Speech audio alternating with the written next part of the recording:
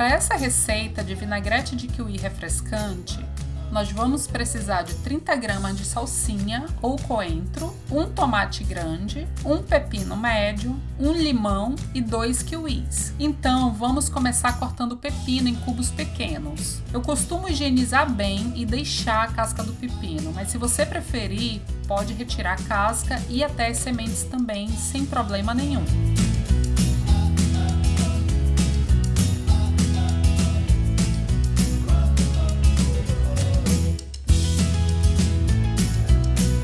Depois é a vez da gente cortar o tomate em cubos. No caso dos tomates, eu prefiro retirar as sementes porque elas se soltam facilmente no vinagrete.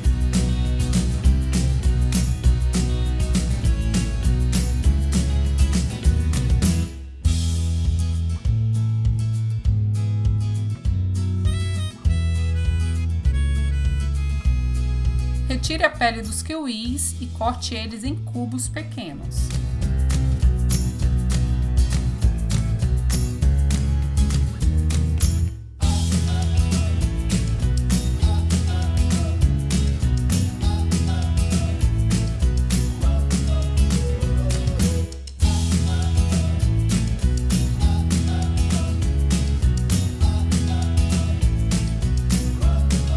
Depois, pique a salsinha que já foi higienizada anteriormente.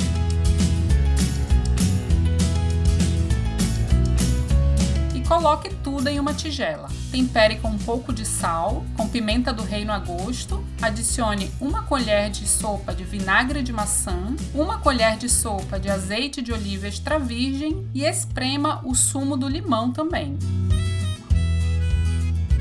Misture bem todos esses ingredientes e é muito importante que você deixe eles na geladeira por pelo menos 30 minutos, pois isso ajuda a apurar o sabor. E depois disso você pode servir como acompanhamento. Eu garanto que fica uma delícia. E eu espero que você goste dessa receita. E se fizer, não esqueça de me marcar no Instagram ou me mandar uma foto por e-mail.